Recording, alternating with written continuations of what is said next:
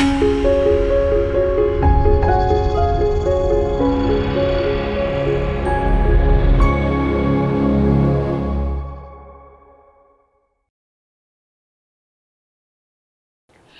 మాత్రం.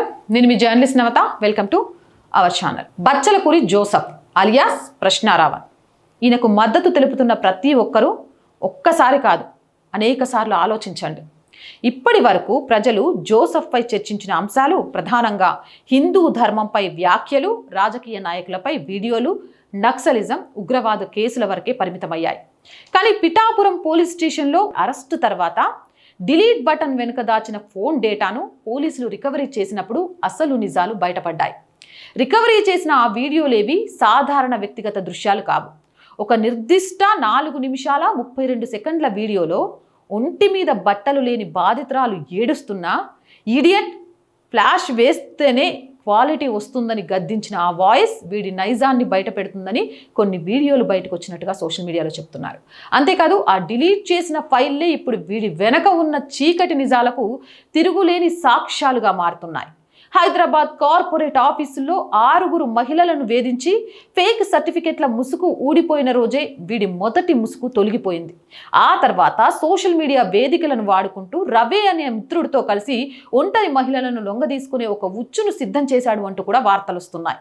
ఇక పెళ్లైన మహిళలను బొటిక్ నిర్వహించే వారిని టార్గెట్ చేసి పరిచయం పెంచుకొని ఆపై ఫోటోలతో బెదిరిస్తూ లక్షలాది రూపాయలు వసూలు చేయడం వీరి పద్ధతి అని చెప్తున్నారు. ఇక వీడి బ్లాక్ మెయిల్ తట్టుకోలేక ఒక వివాహిత మహిళ ఆత్మహత్యాయత్నం చేసి చివరికి అమెరికా పారిపోవాల్సి వచ్చింది అని కూడా చెప్తున్నారు.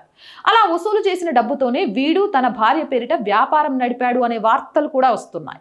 ప్రేమించి పెళ్లి చేసుకున్న ఆ సొంత భార్యను కూడా 2024 వరకు చిత్రహింసలకు గురి చేయడంతో ప్రస్తుతం పోలీసులు ఆమెను విచారిస్తున్నారు అంటూ కూడా కొన్ని వార్తలు వస్తున్నాయి.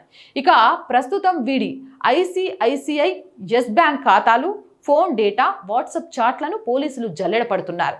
ఈ డేటాలో మైనర్ బాలికలు, యువతలకు సంబంధించిన సమాచారం కూడా ఉందనే విశ్వసనీయ సమాచారం నిజమైతే ఉపా కేసులతో సంబంధం లేకుండా ఫోక్సో కింద కఠిన శిక్ష తప్పదు. బయట సమాజానికి సిద్ధాంతాల ముసుగులు చూపిస్తూ వెనుక ఆడబిడ్డల జీవితాలను వ్యాపారంగా మార్చిన వీడిని కులం, మతం పేరుతో ఇంకా ఓన్ చేసుకుంటున్న వారు ఆలోచించాలి. బాధితులు ఎవరైనా ఉంటే ధైర్యంగా పోలీసుల్ని సంప్రదించండి. మీ గుర్తింపు పూర్తిగా గోప్యంగా ఉంచబడుతుంది. ఇలాంటి వాళ్లకు సమాజంలో తిరిగే హక్కు లేదు. పోలీస్ స్టేషన్ రికార్డుల్లో నిక్షిప్తమై ఉన్న అదే ఫోన్, అందులో రికవరీ అయిన వీడియోల వెనుక ఉన్న బాధితుల ఆర్తనాదాలు పదే పదే ప్రశ్నిస్తూనే ఉంటాయి. ఇప్పుడు కూడా వాడికి మద్దతు ఇవ్వాలనిపిస్తే ఆలోచించాల్సింది ఆ క్రిమినల్ గురించి కాదు, మీ నైతిక ప్రమాణాల గురించి. జై హింద్, జై Bharat. Our group of channels, our voice, our political, our Samskriti ఛానల్స్ని వెంటనే సబ్స్క్రైబ్ చేయండి. అలాగే కంటెంట్ బాగుంది అనిపిస్తే లైక్ చేయండి, షేర్ చేయండి. ఆర్థికంగా ఆర్ వాయిస్కి చేయుతగా నిలవండి. ఆర్థికంగా సపోర్ట్ చేయాలి అంటే సబ్స్క్రిప్షన్ పక్కనే జాయిన్ అనే బటన్ ఉంది. 1 to 5 లెవెల్స్ ఉన్నాయి. ఏదో ఒక లెవెల్లో సపోర్ట్ చేయండి. లేదా స్క్రీన్ మీద గూగుల్ పే, ఫోన్పేతో పాటు అకౌంట్ డీటెయిల్స్ ఇచ్చాను, మీకు తోచిన సహాయాన్ని అందించండి. వ్యాపార ప్రకటనల కోసం 8328 500 576 నెంబర్ని సంప్రదించండి. జై హింద్, జై భారత్.